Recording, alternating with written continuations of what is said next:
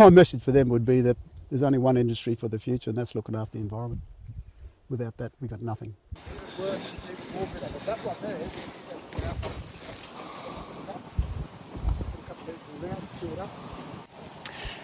Hey guys, welcome back. We're in the Buderoo Bush Tucka food forest again today with the local elder, Uncle Milton Lawton from Woorabinda, who is one of the most respected knowledge keepers and medicine men in Australia.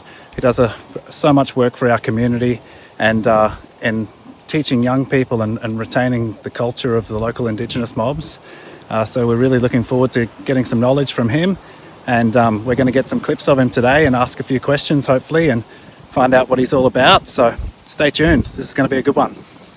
Well, welcome everybody. We're here with Uncle Milton. I gave a bit of an intro to you before, just on my own. And it's a real honour to have you here. Thank you so much for being here. It's just pleasure, mate. Fantastic. And we're all here, Ross, Ange, Ryko and myself, just taking it all in and having a good yarn. So, but yeah, I just wanted to hear a little bit about your background and how you got into this work and the tradition of how it's passed on. And born into it. I'm the middle of 12 children in the family. There's 3 older girls above me, 2 older boys, and all the rest are below me. And you know, because the older ones were all part of the assimilation and stuff, they weren't encouraged. They were discouraged by the system, as much as mum and them wanted them to be a part of it. But so that they gave me all these responsibilities, and over the last 20 years I've just been passing those responsibilities back to my family members, and they're starting to carry it now. But I was born into this. As a 3-year-old I had lead poisoning, meningitis. I was paralysed in the neck down for about 3 months in the hospital. And I remember it, I was only 3 years old, to just jump out of bed and steal Buster Toby's toys. He was next door to me, same age. And I used to jump out of bed and steal his toys at night, and he'd dob me into his mother, and his mother went and told my mother that he's walking around because he's stealing my toys. So now people took me bush. They took me out bush. I remember it quite clearly. I remember the old fella asking me, what do you want to be when you grow up? I said, I want to be like you, I want to be a pensioner. So that's my pet nickname. All the old people knew me as pensioner. The younger generation had no idea, but the old people used to always call me pensioner. So it's Buderoo. So they gave me some stuff, to carry. And that's why I wasn't allowed to drink alcohol growing up, because alcohol's a thing that destroyed our culture. And I wasn't exposed to it in my own home except through my dad. No one else was allowed to bring alcohol to the house except Dad. Mum ran the house, very strong. Her role in the life, knowledge keeper, traditional role, and that got passed on to me. Could you tell us a little bit about the work you've done with Gumby Gumby? Well, I've used it all my life. My mothers and fathers and grandfathers and grandparents have used it all their lives too. We've done some research with it through the University of Central Queensland, and they were looking at the commercial opportunities along with some of our people my people that were working with. I was really reluctant to get into that, but basically it confirmed everything we knew about it, because people are always a bit sceptical about this stuff. But we needed to get it analysed and just to prove to people, our own people, that you've been using Wilga and you've been killing yourselves for years, and you need to get onto this Gumby Gumby. So I collected all the seeds, the bark, leaves, and I took in 6 different specimens from 6 different trees. And there was one tree that contained a particular element that no other tree contained. And that was in Stephen's backyard. That tree gets sick when Stephen gets sick. When Stephen perks up, that tree perks up. It's an amazing tree. It's been there for 22 years. They got a lifespan of around that time, but this has been going a lot longer. And if you prune the middle out of them anyway, that'll keep the birds from dropping their dung, and then you get that mistletoe. I've never seen mistletoe on a Gumby Gumby, ever. I've seen it on lots of other trees, eucalyptus tree, but never seen mistletoe on a Gumby Gumby. But we use it for common cold, use it for treating cancer, great for body washes, scabies, eczema, clears it up within 48 hours. You make your poultice, or you put it with water and put it on? You boil it up. If it's a little baby, you'll just boil it up in, say, a big boiler like that, stainless steel, and you put it in maybe a bathtub and dilute it down in water and just let them sit in there. Give them a nice clean washer or something, they drink it, they suck on it, and then within 48 hours you'll see that stuff clearing up. It's got a mild antiseptic in it as well, and it's I use it for stress relief too. I go and get a couple of leaves and boil it up and use that for stress relief. And I have a counterpart in Warrabinda.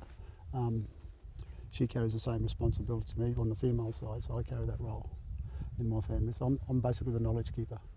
And the knowledge doesn't belong to me. It belongs to the future because it came from those old people back there. But I left school at 14. I couldn't cope with the education system and then went bush. And I'd go regularly. So I live on my mum's country, walk up my front door, I'm in the bush. I go to Carnarvon quite regularly because that's my cathedral, it's my university.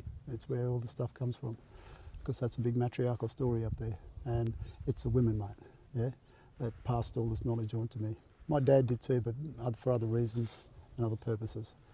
And then I lost my first child in a car accident when I was 3-year-old, and that was had a huge effect on me. And so my wife and I went away from the family to grieve. Didn't go very far. There's about 9 of them followed us, so we came back, and then Dad took me on a journey home to his country, and the first thing he did was take me around and to some of the burials. And the first one was an infant's burial. And the death of a child was big in our culture, but, you know, and there was a slightly different process to look after the spirit of that child. They wrapped the bodies in blue gum, but they reversed the bark using heat and water. So when you fold bark a tree, it all folds on the inside. They reversed the bark and they wrapped the baby in the blue gum. The adults were wrapped in Buderoo bark. It's got a natural termite inhibitor, because up there in those hills where they secrete them in the sandstone crevices, there's a little termite that eats the bones. And so they wrap in the Buderoo to preserve it. And we've got remains up there as part of my responsibility to monitor and look after them. They get interfered with quite often. We haven't had any interference, thankfully, for the last 15, 20 years. But they were targeted by people who just wanted trinkets, wanted souvenirs, or there was a black market. They'd sell for $60,000, $70,000 at times. A lot went to Germany, a lot went overseas. Some have been repatriated over the years. My sister and I repatriated some remains about 5 years ago. That was a 9-month process for me and her. It was female, so she had to lead that process, and I had to support her, but I couldn't support her within her presence. I was in Warrabinda and I was supporting her from there spiritually to prepare her, and then we took the remains back and we invited the families. Those remains travelled with that family for 120 years. And she was contacted by these elderly ladies. Found out she was working down the road, and they went and contacted her and said, hey, we've got these remains. They come from this country. Well, that's our country. So we spent 9 months preparing. We took those remains back. I climbed the mountain, prepared the site. She ran up that mountain, a 70-year-old, carrying the remains. Old people carried her, yeah, they carried her. And we did that. And we invited those landowners and those families to come with us to share the experience. Because I want people to understand that there's more to our culture than just the art and the animals, and there's a spiritual side to this that's far more important. And so I spend my time just sharing that story with people. How do we nourish our spirit? Well, go and hug a tree. You kick a rock, don't cuss it, pick it up and love it and put it back. You know, that sort of stuff. And that's how we do it. But I've been doing this all my life. What are you using to bring those nutrients up from down deep? Microbes. Yeah. Try the yams, or even a turnip. Yeah. And because they got that root system are going quite deep, and they'll get all that nutrient, and then they'll suck it up in the plant. When they're like the turnip, you just plough it into the ground. And our yams, beautiful yams, Ross, absolutely amazing. They'll have a root system that goes even deeper than that. What variety of yam? Oh, I couldn't tell you the name. It's just a yam to me. My old people use it. We use it. There used to be big yam belts going right through this country from Victoria right up around. And what the women used to do, they'd go out and they would use a little hoe made out of a stone with a handle, half bit of handle on it, and they'd turn the soil and they'd dig up the yams. They'd take 2 and put 1 back. And if they didn't do that on an annual basis, those things would go deeper and deeper and they become harder and harder to get out of the ground. So they'd go on a seasonal basis, turn the soil over, bring the yams to the surface, replant 1, take 2. When they come back the following year, the yam's still in place close to the surface. Because that red soil out there can get packed like concrete, and you need a crowbar to go down. So that's how they were able to keep the yams going. But that also brings that nutrients up really deep to the surface and stuff. So there used to be big belts running right through Australia, Victoria, New South Wales, right up into Queensland, going in west. But they've all been decimated because that's the first thing the stock went after, the sheep. and the cattle. And then, of course, our people were prevented from going out and harvesting it. And now these things, you go looking for them, you've got to go down 3-4 feet to find the yam itself. Preparation-wise, I probably prepared prior to birth for this role, because those roles I identified prior to conception. And so I was, because I don't know why, but just things happened differently in me. And I know so with all my brothers and sisters that there was so much more difference in how I was being treated by the old people. I didn't understand that until later on. I got to about 15 or 16, and then I realised what was going on. And that's when they sat me down and told me this thing, this is what you are, this is who you are, and this is what you need to do. And so I do it. I've been doing it right up until now, and I'll continue to do it, Ross. Best job on the planet. Oh. And you don't get paid for it, so look, I get paid nourishment, mate. That's all I want, full belly and plenty of water, and that's it. So yeah, that's my role, and I've been doing it for a long, long time. And so I set up the ranger program in Woorabinda about 4 years ago, and it got really uncomfortable for me because I was accepting money, and I can't accept money to look after my mother's country. I'm obligated to do that for nothing. She left me a legacy for a reason. And I tried to negotiate with the government and everyone about this for 6 months. They wouldn't listen to me. They didn't understand where I was coming from. So then I just resigned and went away. I went down to the school and started down there. I'm quite comfortable accepting an income to teach others how to look after my mother's country. That's okay. So I'm really comfortable there. Been there 3 years. I'll be there another 10 years, mate. I'm not leaving. So the whole community now is starting to pick up a little bit more around looking after the spirit a little bit better. There was nothing there 30 years ago, but there's little pockets in the community. Yeah? There's still some very traditional families living with those traditional structures in place, but there's only a handful of them. And they're the ones that I encourage to bring their story into. There's 52 different tribes out there, more. And so all these different stories. Initially when I started the language, there was a bit of pushback from community people. They wanted them to learn their own language, and and I thought, oh, this is getting a bit difficult. I just went around and spoke to them. I said, look, I'm not teaching language, I'm teaching science. And I'm just interspersing that with language around body parts, plants, animals, that sort of stuff. And they understood it and they accepted it. And, we want our people, our boys, kids to learn my language. Well, come up and teach them.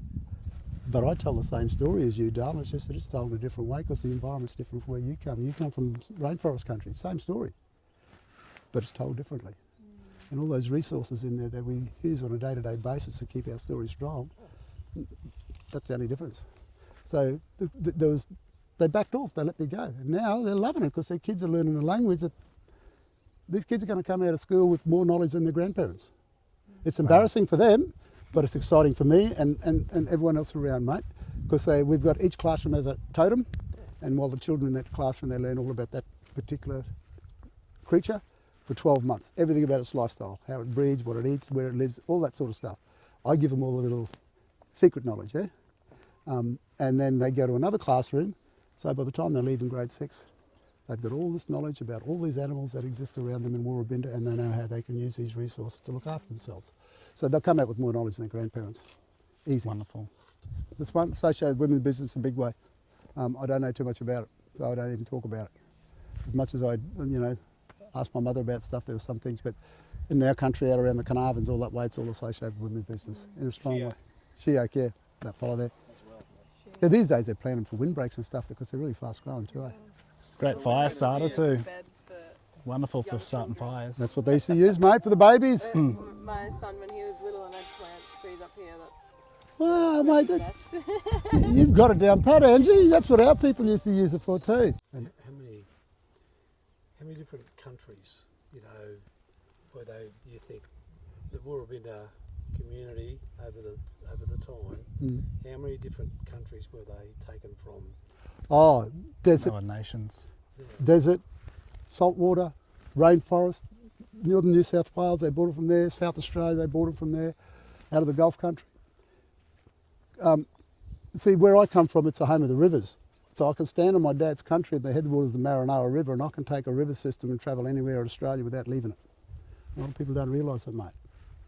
And I can go all the way to Alice Springs without leaving that river. I can go all the way to Adelaide without leaving a river. I can go all the way up to Townsville without leaving a river. Pick up all that stuff west of Mount Isa and like the Geraldine that comes out of the northern parts of Northern Territory. Those river systems were the highways that connected our people up. So all the burials up there in that high country, Ross, is about, we estimate, 5,000 still in situ. They're predominantly females, and because that's in line with the story where the right old women, mate, carry the power. And they range in age, well, we carbon dated 9, they range in age from 300, 900 years old, but I'm looking after a 2,500-year-old remain, still got the hair, still got the flesh. Wow. Similar process the Egyptians used to mummify bodies. And of course sandstone is a living, breathing thing, it preserves things, yeah?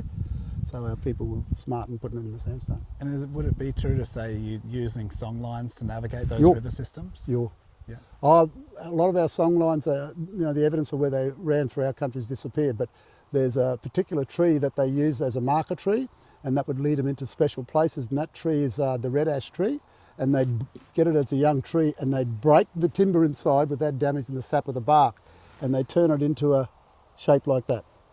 And you stand behind the tree, you look straight down that line, it'll lead you to another tree 200 metres away.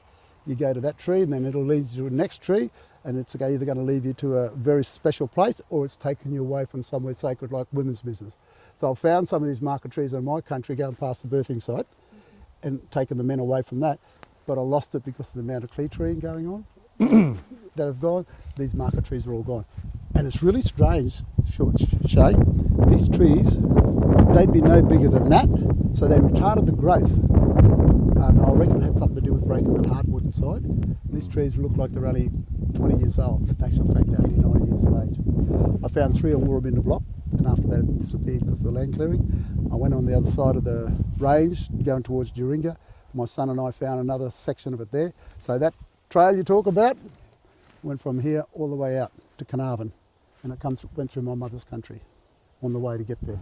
But the trails markers are all gone now because of tree clearing. And the fruit, I use that to bind myself up when I get a dose of diarrhoea or something like that. Yeah. And I keep the seeds with me, and then I just put them in my mouth to keep that moisture going when I'm out walking in the fields and stuff like that. But the leaves have got a fairly high in cancer agents, mate. Well, I've never eaten them. I've eaten the fruit, but how do you reckon they might have utilised that leaf? Do you reckon they would have boiled things. They were able to boil water, but I reckon they would have just eaten it raw. I reckon they would have eaten it raw, Ange. Yeah. I just feed on the seeds. I love the seeds because the leaves, yeah, but it's full of anti-cancer agents, mate. And that thing is, you see it everywhere. It's like a weed and a pest to most people. And one more question I wanted to ask, and I think it's an important one, is, what's your message for young people particularly that want to get into this work or help to retain culture? And I mean, like Indigenous fellas and white fellas as well, how can they get involved? And what's your advice for somebody and your message for the next generation, Uncle? My message for them would be that there's only one industry for the future, and that's looking after the environment.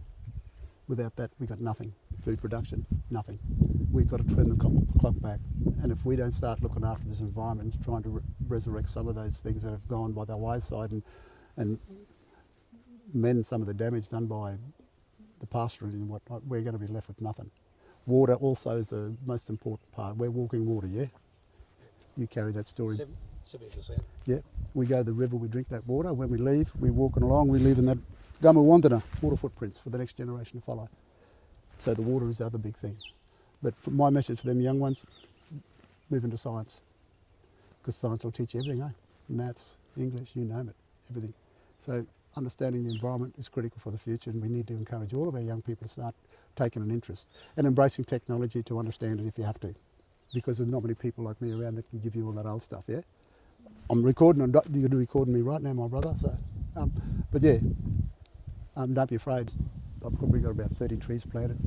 They're about this high now, and I've got them up in a block up the road from Woorabinda, and it's in amongst poplar box, and above poplar box I've got a lot of bull oak, bit of ironbark, that red ash also, but I'm going to now go right through the poplar box section, plant in there, and then I'll start slowly bringing it up the hill to in amongst other species, because it needs all those other plants around to give it its medicine, yeah?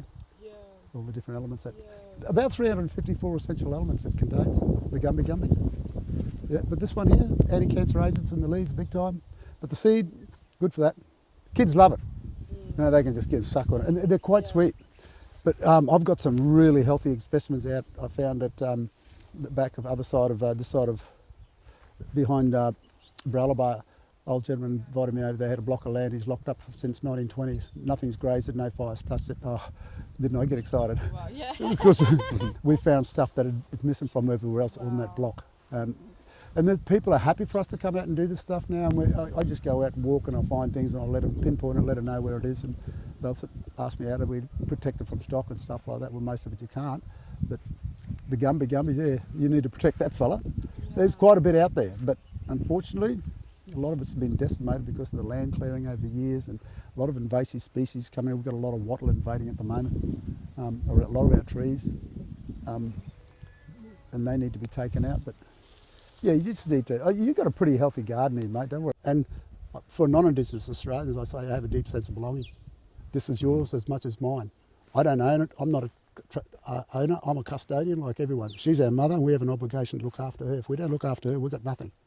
So white people, whether you come from overseas or where you're from in Australia, if you're born in this country, you have a right to know this story.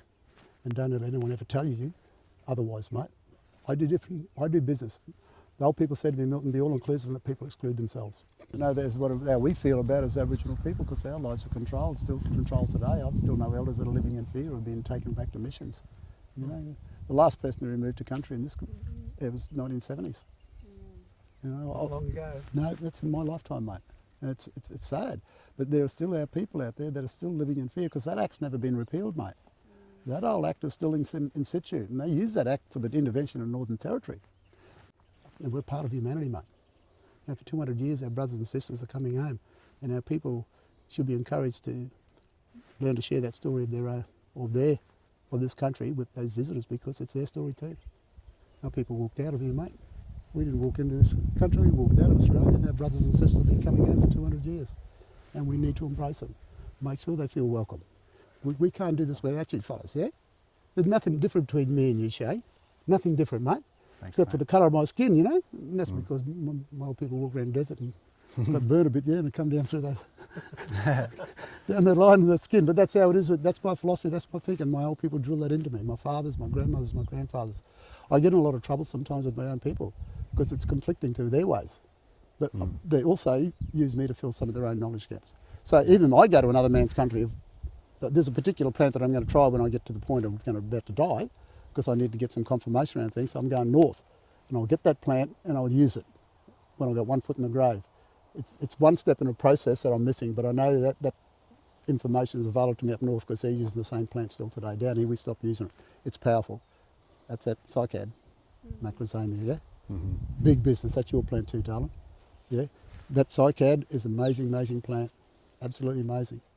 We leach the toxins out of the seed by putting it in flowing streams, you know, in a dilly bag in the water, leak out for 2 or 3 weeks, leach all the toxins out, and then the women prepare it. High in medicine, high in starch. And where you see clumps of macrozamia, you know that's where the women spend a lot of time doing their business. You need to have that because a lot of our young people aren't being supported across them, particularly young men. They get across the other side, they're confused, they're frustrated, they don't know what's going on with these things that are happening to their body, and that's when we lose them. And, you know, it can be a really horrible time for them. But it has a number of uses. One, it was the leaves were used to make fibres, and the ladies would make fibres out of string, blady grass. I think there is some up further, but I was thinking of putting more in here. Yeah, great one for the kids. Yeah. Because the roots grow at a horizontal to the earth about 4 inches below. You get down to get them to find the roots, pull the roots out. When it's really dry, we haven't had a lot of rain, it's a sweet as sugar cane. When we've got the rain around, it won't be as sweet, but the medicinal values in there also, qualities are in there also. That's a really good one. It's actually like little sugar cane's got the little segments like bamboo and sugar cane. Yeah. You snap them off, give the ones, and they chew on it. And you swallow the whole thing because the fibre is good for you too. Yeah. So blady grass is a really great one to have the kids around because they can dig and dig, and it regenerates pretty quickly, yeah? And even I generally take a half a dozen sticks with them when I go bushwalk and put them in my pocket. That's my energy fix. Yeah. That's where I get all my glucose from. Now, how did our old people find that out? With trial and error? No. Or what? Surely not. Yeah. Understand wisdom. Yeah. Well, mate, is there something up there, mate, Yeah. that people talk about? Yeah. Listening. We call him Tucka, yeah? And we have Namanbutu too. We don't talk about that fella too much. But we have these malevolent spirits also that You know, wander. These are people that live in purgatory, I believe. Christians look at it that way. They've kind of wandered in the earth aimlessly. They can't have. This is where we come. So and my story is very similar to the story of Christianity. Just that ours is unchanged. Now, I don't know how many times the Bible's been interpreted over the years and rewritten, but our story is never, because it's there in the land. That's why it never disappears, Angie. It's never going to disappear so long as you've got stuff like this around here, man. You've got an encyclopedia here. Yeah, go to the, yeah, truly you have. I'm just blown away by what you got here and how much this can benefit people. Phew. Yeah, But that's my message.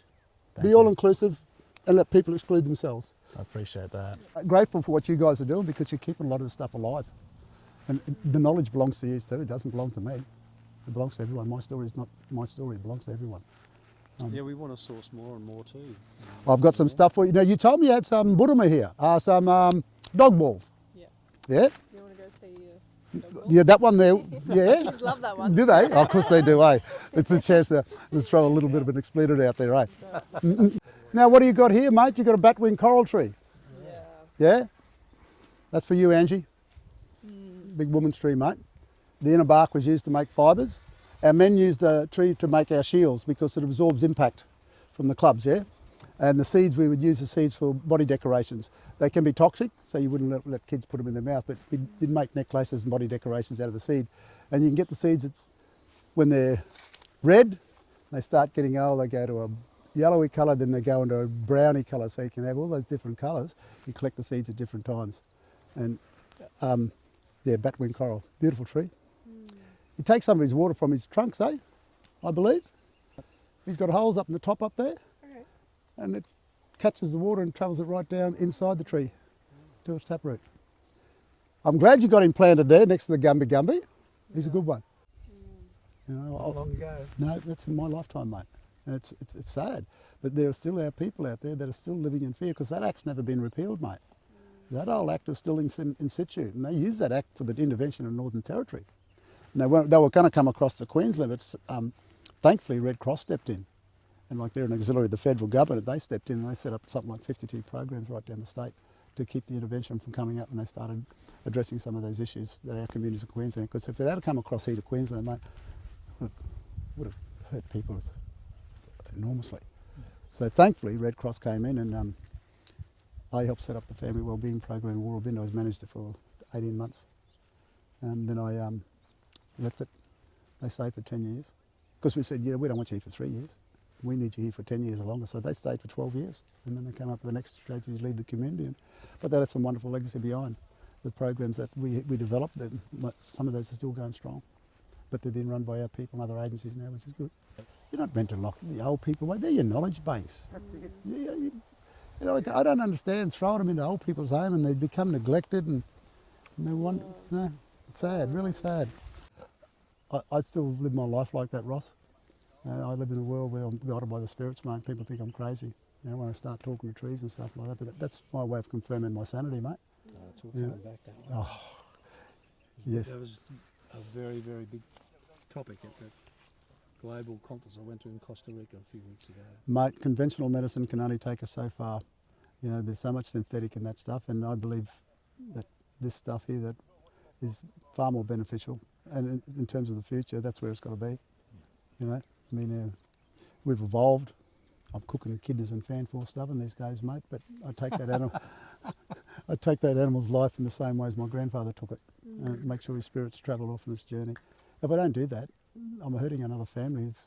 That might be their totem. And that's why we always ask permission before we even take a leaf off a tree. I ask permission, because that could be someone's totem. And if I do that, if I don't ask permission, I take a leaf off there, I'm potentially hurting that family. So we carried insects for totems, we carried trees, we carried all sorts of stuff as totems. So I'm a scrub turkey. And that's come down all the way from, generations. I can go back 7 generations with my history, and that's all I'm required to do. I'm planning 7 years ahead, 7 generations ahead too, mate. So I haven't got any great-grandchildren yet, but my mum she had 72 when she passed.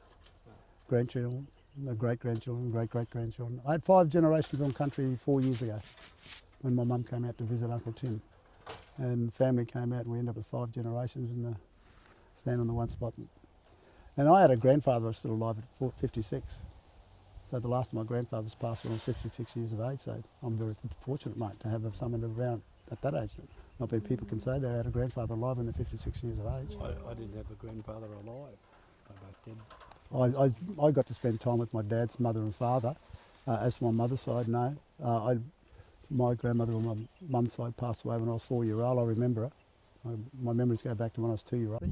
Take them to those women's sites and have these deep conversations about the role of women in our lives, so that they understand what their role is.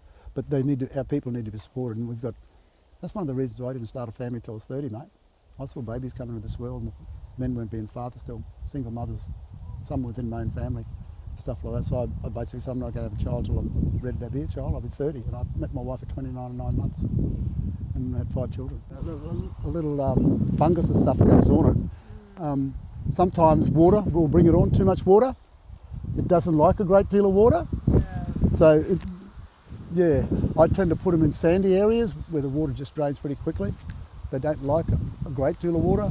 But having said that, mate, some of the trees that I've seen, I do a lot of experimenting with the planting in different environments, different ways of treatment, but he'll come back. I just prune him back, mate.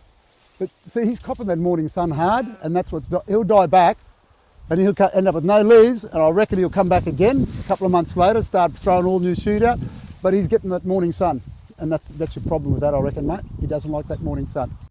I don't know if you're going to be able to get false sandalwood to grow here, but I know it's growing at Stanwell. It grows in the food forest. It drops the little red beans out of the spiral pots. No. The false sandalwood, it's a parasite. It actually attaches itself in.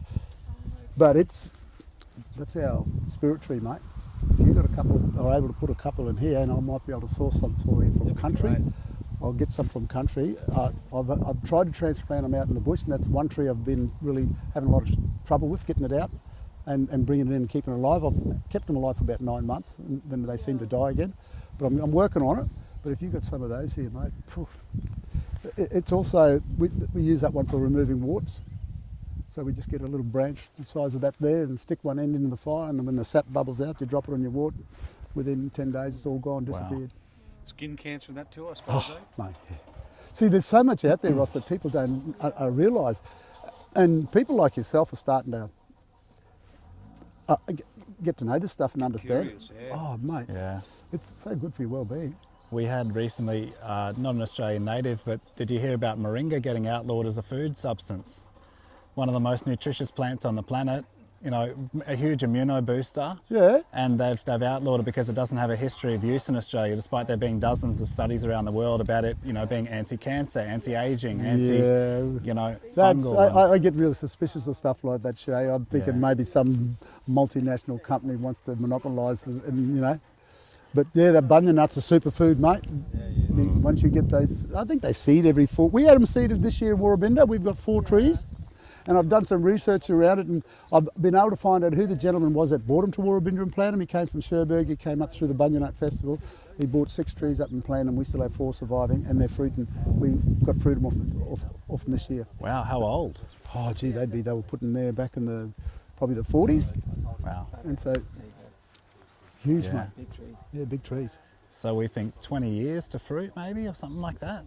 And I think someone told me they fruit every 4 years. See, our people used to go to the Bunya Nut Festival. They'd come from all over Australia. Victoria, South Australia, they'd come up to the Bunya Mountains for this. And I've heard it'll depend on rainfall and things, and maybe sometimes 2 years, sometimes 3. But all of the local mobs like Queensland, New South Wales would know, wouldn't they? And they'd all congregate up in the Bunya Mountains. Yeah, there was a big, they used to do it down the northern New South Wales area, and the Bunya Mountains is a big one. So they'd come from South Australia, mate, Central Australia, follow the river systems up. To come to those places and just sit there, and a lot of business was carried out. It wasn't just coming for the bunya nut, they were coming to do other business. There was lots of conversations took place around law, all that sort of stuff, justice, that sort of stuff.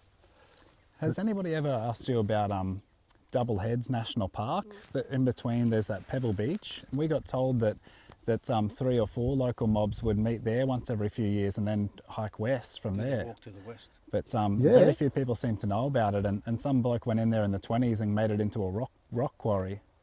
Crazy. This super sacred site. Our people used to come from out there, all the way into the coast here. and they used to come out there for gatherings too. And I know the old South Sea Island Trail that came from Rockhampton down here. Wow. It's still in existence too. I think there was some talk about resurrecting that trail because they'd jump on their horses and walk down and come down on horses, bring their sugar bags, go fishing, and then they'll all go back up to Rocky with all their food. So I'm South Sea Island too. Okay. My grandfather was South Sea Island. Bob Yowie. Oh, I'll come back as a bird, mate. Well, that's how we do it. Yeah, I don't know if you think I'm a wannabe black fellow with this on my arm, but it's Black cockatoo? Yeah, red-tailed black cockatoo, which I was born in Rockhampton. Yo, what you they're call the it? law bringers, and I had a few experiences with spirits and things, and it was done with respect and Jellemba. intention to connect further. So Jellemba in my language, bro. Jellemba. Jellemba, that's what I'll call you from now on. Okay, thank you. Jellemba. When I talk about Australia, I say, that's Jellemba down there. Jellemba. And do you know it in Durrumble? No, I don't know it in Durrumble. But it could be very. We got a lot of similarities in our languages. So I'm a Buderoo man up here. My great grandmother's here, Gurrumble, around the Carnarvon Gorge, Ralston. Then I go to Mum's country around Woorabinda. There's about 80% commonalities in the language because the environment's very much the same species of plants and stuff like that. So I can cross over to Dad's story really quickly. I grew up my mother's way, and I felt really bad when I got to a teenager. I was missing all my dad's stuff. But Mum said, "No, boy, you've been learning my story. It's the same story." But there's some differences in the language. See? Probably about 60% commonalities between Mum's language and Dad's language, 80% between my grandmother's language and Dad. So I grew up my great grandmother's way. Yeah, she was a scrub Tucka from the Carnarvon Gorge, and so I'm blessed. I really am blessed, Ross. My mother was under the Act, but she was on her country in Woorabinda. So the matter is, even though they were punished for practicing their culture, Mum and family kept it strong because they were on their country. Dad, on the other hand, was never under the Act. So they were never removed. Granddad managed to keep all 22 kids with him. He must have had a big gun, but that's wild country too. They wouldn't have found him if he wanted to hide. So I'm blessed, and they kept.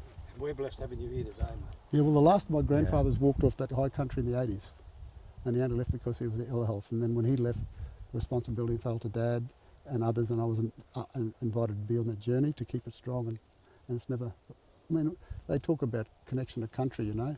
The ongoing physical connection to country is one of the main criteria for your native title determination. Well, we had it in spades, yet we were excluded from all native title claims because we refused to change our story to fit in the changes they made. I mean, I don't hate them, I don't carry resentment. That's the other thing, mate. Never carry hate. I get angry for about 5 seconds, and then I got to whistle a tune to cheer myself up. I don't carry anger. I can't carry resentment towards another. It's no good for our spirit, mate. You're not hurting them, you're hurting yourself, yeah? Like taking a teaspoon of poison and expecting to hurt the other person. Yeah, it doesn't work, eh? No. Look after your spirit by just giving love. There's plenty of it around. Look, you hug the trees, you fellas. Yeah, it doesn't cost you anything. No, you guys got so much going for you now. I'm really envious of what you're doing. And that's the other way of identifying some of this, like particularly hungry gummy. There's about 13, I reckon, 13 varieties of these. I've found 5 different varieties of this particular species. There's only one I'll touch, and that's that one there. And that's, I'm not allowed to touch any of the others. My dad had used to use another one that was from the other side of the Great Divide, on the western side. Very similar to this, but the leaf had a really little, like a little hook on the end of it, and the leaves are really thin. I've used that too. That's okay, because that's my dad's stuff. This one here comes from this side of the Great Divide, and the other one's on the other side, but I skipped it from my mum's story because I'm in my mum's country. If I go to Dad's country, I'll use Dad's stuff, because it's also, that's a big part of the whole healing process. You have to, mate. People think that's crazy, but you've got to go and talk to them. And we stood up here and did a bit of work with that. Yeah. Subtle energy work. Yep. Plus, we've had Uncle Wade, and they come and blessed it and gave us permission and named it the Buderoo food forest. So we've involved the Durrumble people. You brought all the spirit in, the Ross. whole farm from word go. 10 years ago, we did smoking ceremonies out here. Yeah. What was the name of Wade's brother? Malcolm's Malcolm. his niece. Malcolm, his Nephew Malcolm. I had I think we thought I had a spirit in me, and Uncle Malcolm came out and did a smoking ceremony and pulled the spirits out. So. Well, mate, things will attach themselves to you, no matter where you go, and you have to do this. I smoke myself every 6 weeks, Ross, because I come across so many people, and with how society is today, I'm always concerned that something's going to attach to me, and then I'll have to go and smoke myself. Yeah. You got to do it quite regularly. What leaves do you use? False sandalwood, mate. And I'm really saddened, Ross, that they let that project go out there, that you came out and did it.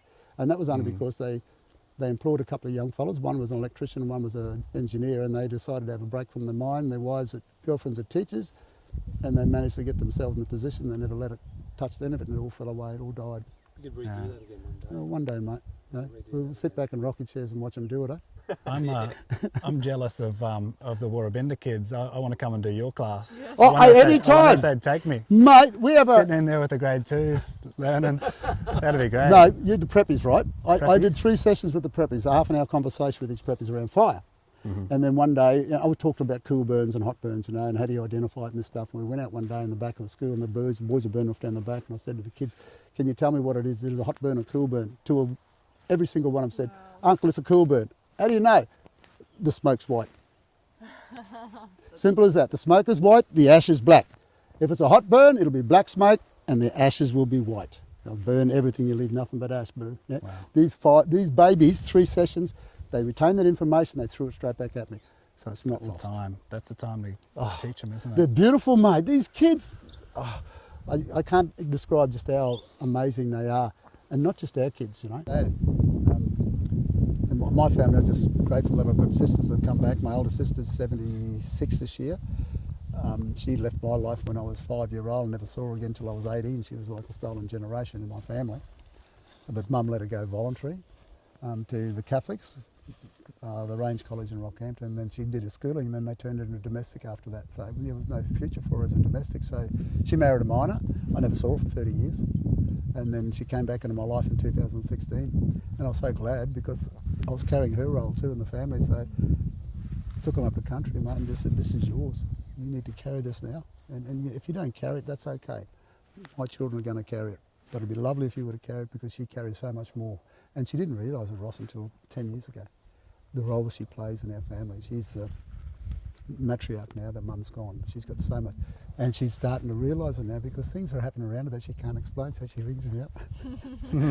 Oh yeah, we're having the same experience down here, darling. Don't worry about it. They're just coming and checking you and keeping you on your toes. But yeah, that rite of passage stuff is so important, mate. Oh, look, we're here. This farm's here. This is what this farm's been created for all of us. Great place to do some of this stuff, mate. We have to take over and show you our campground. Yeah. You know that show mentioned the men's walk to the west? Yeah. They said they walked from the harbour, from Pebble Beach to Mount Chalmers. I flew back from Brisbane and it sort of came wide, the flight came this way, and I had the direct line looking clear day from, I could see Double Heads and Mount Chalmers, and our farm was directly in line. On that pathway. So maybe that campground over there, it's got a really special spiritual Oh, feeling. these things happen for a reason, Ross. So these kids were so unconscious of the fact we got one non-Indigenous kid in the school, right? Been there for 3 years, all the rest of them Murrays. You know, this year, they said with their senior shirt, we've got to put the Australian flag on to recognise that girl. These are babies talking like this to me. Yeah. We got a non-Indigenous girl here, Uncle. What are we going to... I said, well, what about the Australian flag to represent her? So we've got TIs out there, we've got Murrays, now we've got that. These are babies, mate. When we get babies thinking like that, you just got to grab them and build on it. Because they're our future leaders, mate. Yeah. They are. And Future change makers. no, I never discriminate, mate. I hate racism. I hate it. I kick it off the cards. And I tell my own people out there, I'll fight you with everything I have. You bring your racism, you throw that card on the table, you've got me as an enemy. I won't tolerate it. I hate it. I really do. Because my wife's white, yeah? And that's not the only reason I hate her, but you know, you can imagine how comfortable she would feel. She was closer to my mother and father than my own sisters. Her and my dad got on like that. And they'd sit around every couple of times a year and have these wonderful conversations, and I'd just move away. Don't want to hear it, don't want to be a part of it. But she'd come home and share the stuff with me, so she carries more than my own sisters and brothers. She's non-Indigenous. She had no totem, so it comes in the female line, so my children should have taken the mother's totem. She's Irish, Scottish, so they have a coat of arms, family crest, something like that. So the old people were really wise. They said, where's she born? I said, she was born in Bralaba on the Dawson River. She was born in the same water as your mother. She can carry her mother's totem to pass it on to your children. Beautiful. Simple formulas, eh? And people, she white, how come she's scrub turkey? And you're scrub turkey, that must be wrong way. No, I explained it to them then. This is why she carried the scrub turkey. She took it from my grandmother, not from my mother. She took it from my grandma. So totems unbroken. I've got one line of my family, it's gone down 11 generations unbroken. In mine it's 6, and then it breaks with me, but now it's going on to the children anyway, so it's unbroken. Yeah, Rika lives over there. Ange had a baby boy over there. Did you give birth here, Ange? Yeah. Beautiful. Yeah, there's something really special about over there. Yeah. Sometimes it's sort of take Luke and we go stand. It's nice to be able to stand on the exact ground that he was born. And his placenta's here? Yeah, it's actually at the start of this Ah. forest. Yeah. Well, all my babies, they're all at one space Yeah. on country. That's something that I made sure to happen. The girls brought the placentas back. Return. They have to. Yeah. Well, because they now know where they can go and nourish their spirit when I'm not around. You know, they can go there, and I've got 14 there, and there's now other families have joined in that process years later. So there's my grandmother, there's Uncle Steve's father, which is my grandfather, and then there's another grandmother. So they've got great grandchildren's placentas out there now too. And Rika's daughter's placentas in the market garden. yeah, beautiful. And yeah, we've just had a newborn, 6 weeks old, and we're wondering what to do with the placenta. So it's, I guess, put it in we're in the place where it was born, right? Like just right there. Yeah. It's almost like having a gravestone of yourself while you're alive, isn't it? It's like a birthstone or something. Mate, it really can connect them big time. I take my family out there all the time, and they just have the best time. And I just sit back. I don't have to worry about them. Them old people are out there doing the business. You're an absolute shining light. Big thanks and respect, Uncle Milton. No, you don't have to Everything thank you me, do. eh? Yeah. Give me a feed, eh? Yeah, let's go. So if you want to find out more, Uncle Milton and Rika are going to be doing some recordings today, and we're working out whether that's going to form part of our self-guided audio tour or be available on QR codes here in the Bush Tucka Food Forest. You're welcome to come down anytime and visit and find out more. Yeah, absolutely so blessed and privileged to have a chat with Uncle Milton today and have him here That's on him the right farm there, tonight eh? with us. Thank you. What's up?